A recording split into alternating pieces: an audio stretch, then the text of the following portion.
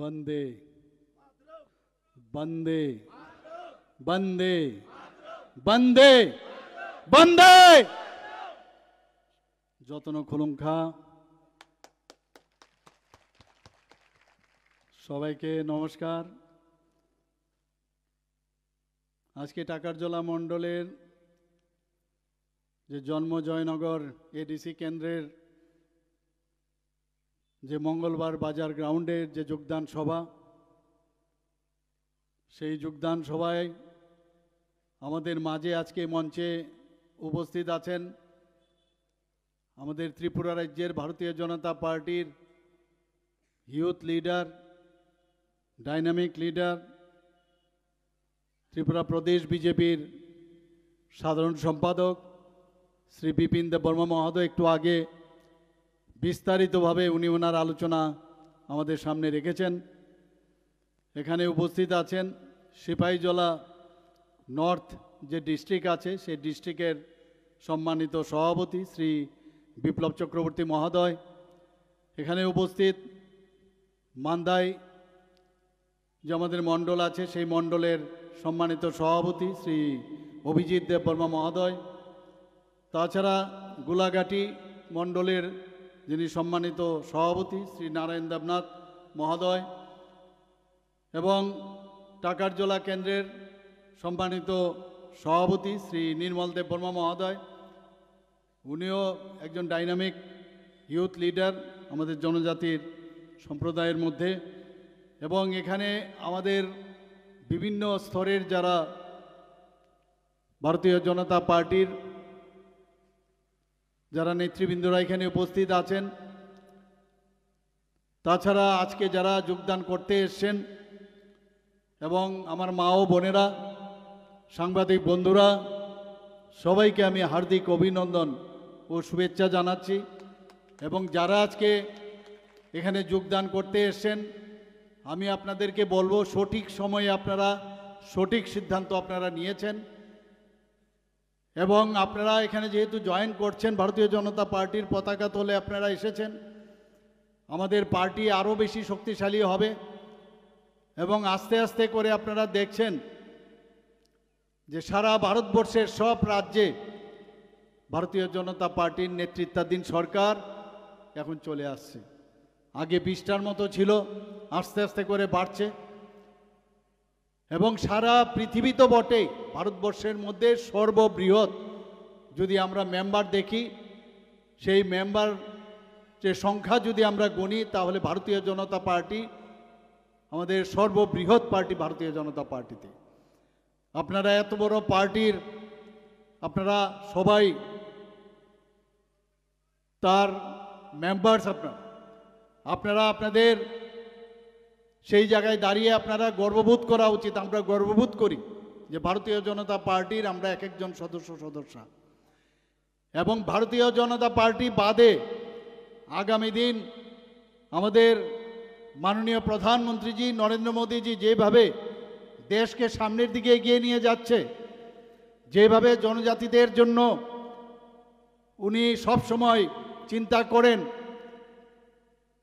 এবং বিশেষ করে নর্থ ইস্টার্ন জোনে যেভাবে ডোনার মিনিস্ট্রি আলাদাভাবে উনার মার্গদর্শনে তৈরি হয়েছে, আমরা বুঝতে পারছি আজকে যে দেশ কিভাবে উন্নতি করতে হয় মাননীয় প্রধানমন্ত্রীজির রাজনীতির পরিভাষাই পাল্টিয়ে দিয়েছে।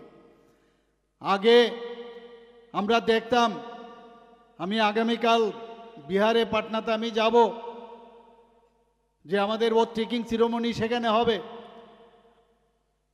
তো সেই বিহারের ঘটনা আপনারা সবাই জানেন, সেখানে গুন্ডাগার্দি, জঙ্গলরাজ, করাপশন কি ছিল না, সেই জায়গায় দাঁড়িয়ে আজকে এনডিএ সরকার জবের থেকে সেখানে প্রতিষ্ঠিত হয়েছে, যে কারণে মানুষ মাননীয় প্রধানমন্ত্রীজির উপরে বিশ্বাস অনেকটা বেড়ে গেছে।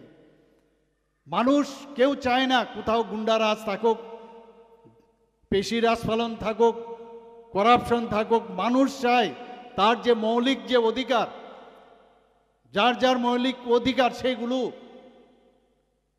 যারা সংখ্যাধিক্যের কারণে সরকারে আসেন জনপ্রতিনিধি হয়ে, তাদের উপর অনেক আস্থা রাখেন। আগে আমরা দেখতাম ইউপিএ সরকারের সময় স্ক্যাম স্ক্যাম স্ক্যাম এগুলোই তো আমরা দেখে এসেছি। এবং আজকে ভারতীয় জনতা পার্টির নেতৃত্বাধীন সরকার আসার পর আপনারা দেখছেন কিভাবে আজকে দেশকে শক্তিশালী হচ্ছে। আজকে যদি আমাদের দেশের যদি নিরাপত্তার কথা বলি, আপনারা কিছুদিন আগে দেখেছেন যে অপারেশন সিন্দুর মাননীয় প্রধানমন্ত্রীজি যে ২৬ জন যে আমাদের নিরীহ যারা পর্যটক কাশ্মীরে গিয়েছিল পেহেলগাঁওতে, তাদেরকে কিভাবে নৃশংসভাবে হত্যা করেছে। মাননীয় প্রধানমন্ত্রী যে বিহারের গান্ধী ময়দানে সেখান থেকে উনি হুঙ্কার দিয়েছিলেন যে কাউকে ছাড়া হবে না, এবং তাই হলো। আমরা অপেক্ষা করছিলাম কবে সেই রেজাল্টটা আসবে। ২৬ জনকে মেরেছে, ২৫ জন ভারতীয়, একজন নেপালের, এবং দেখে দেখে তাদেরকে ধর্ম বিচার করে তাদেরকে নৃশংস করেছে। ওনাদের যারা যারা সদ্য বিবাহিত আমাদের বোনেরা ওখানে গেছেন, মেয়েরা গেছেন, তাদের সেই জায়গায় ২৬ মিনিটে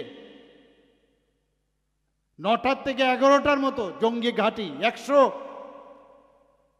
কিলোমিটার ভিতরে ঢুকে আমাদের যে সোলজাররা, আমাদের যারা এয়ারফোর্সে আছেন, তারা গিয়ে আমাদের আর্মি এবং নেভেলের সাহায্য নিয়ে ২৬ মিনিটের মধ্যে সেগুলোকে ধ্বংস করেছেন। আমরা এর আগেও দেখেছি যে যেভাবে আমাদের সোলজারদের গলা কেটে আমাদের ভারতবর্ষে ফেলে রাখত, আমাদের বিএসএফ, আমাদের আর্মি, আমাদের প্যারামিলিটারি, তাদেরকে গলা কেটে আমাদের দেশের মধ্যে ফেলে রাখত। এর আগেও সরকার ছিল, কিন্তু কোনো রকম রা শব্দ ছিল না, খালি খালি বলতো দেখে নেব দেখে নেব। এবং সেই জায়গায় পার্লামেন্টের মতো জায়গার মধ্যে পর্যন্ত এই যারা সন্ত্রাসী তারা হামলা করেছে। বোম্বের ঘটনা আপনারা জানেন, সেখানে হামলা করেছে। সারা ভারতবর্ষের মধ্যে একটা অস্থির অবস্থা ছিল ২০১৪ আগে। নর্থ ইস্টের কথা যদি আজকে আমরা বলি, এগুলো আমাদের মনে রাখতে হবে। আপনি এখান থেকে আগরতলা থেকে ধর্মনগর যদি যেতে হতো, আপনি সেখানে কবে পৌঁছবেন, কখন পৌঁছবেন আপনি বলতে পারবেন না। এখান থেকে যদি সাবরুম যেতে হতো, বা সাবরুম থেকে যদি এখানে আসতে হতো, কবে আসতে হবে, এসকর্ট করে করে আপনাদের যেতে হয়। আপনাদের সেইগুলো ভুলে গেলে হবে না। চারিদিকে খুন, সন্ত্রাস, কিডন্যাপিং এগুলোই ছিল। পুরো নর্থ ইস্টার্ন জোনের মধ্যে কি একটা অস্থির পরিবেশ করেছিল। এখানে আমার মেয়েরা আছেন, আমার যারা এখানে ছোট ছোট ছেলে মেয়েরা আছেন, আপনারা এইগুলো হয়তো আপনারা দেখেননি, কি একটা অবস্থা করেছিল ত্রিপুরাকে। আজকে সেই জায়গায় দাঁড়িয়ে আজকে নর্থ ইস্টার্ন জোনের মধ্যে প্রায় 12টা থেকে 13টা এই মাননীয় প্রধানমন্ত্রীজি যখন 2014 পরে আসলেন, বললেন কারোর দোষ নেই, ওদেরকে ভুল বুঝানো হয়েছে, এখনো অনেকে ভুল বুঝাচ্ছে, তাদেরকে মূল স্রোতে ফিরে আনতে হবে। এই অ্যাকর্ডের কারণে আজকে নর্থ ইস্টার্ন জোনে কিন্তু শান্তি এসছে। আমাদের ত্রিপুরার মধ্যে আমি বলবো এখনো অনেকে ভুল পথে চলার চেষ্টা করছেন, তাদেরকে ভুল বুঝানো হচ্ছে, বিভিন্নভাবে প্রলোভনের মাধ্যমে তাদেরকে ব্যবহার করা হচ্ছে। আমি এখনো ওদের কাছে আমি আবেদন রাখবো যে এখনো সময় আছে, আপনারা ভারতীয় জনতা পার্টিতে এসে যোগদান করুন, আপনাদের দরজা খোলা আছে। কারণ ভারতীয় জনতা পার্টি একমাত্র জনজাতিদের জন্য, তাদের উন্নয়নের জন্য, তাদের ভালোভাবে রাখার জন্য ভারতীয় জনতা পার্টির নেতৃত্বাধীন সরকারই সেটা করতে পারবে। আমরা অলরেডি টেস্টেড, আমরা দেখেছি এর আগে কমিউনিস্টদের, আমরা দেখেছি কি ছিল এই কমিউনিস্টদের সময়। চারিদিকে খুন, সন্ত্রাস, একটা পরিবেশ ছিল। আজকে আমাদের ছেলে মেয়েদের, তাদের যদি একটা সুন্দর কেন ভয় পাবে ওরা? রাত্রে 10টা, 11টা, 12টা যখন খুশি আসবে যাবে, কেন তাদের ভয় পেতে হবে? আমরা চাই এইরকম একটা পরিবেশ ত্রিপুরাতে আমরা তৈরি করতে। এবং মাননীয় প্রধানমন্ত্রীজি যেভাবে জনজাতিদের উন্নয়নে কথা বলছেন, যেভাবে জনজাতিদের তাদের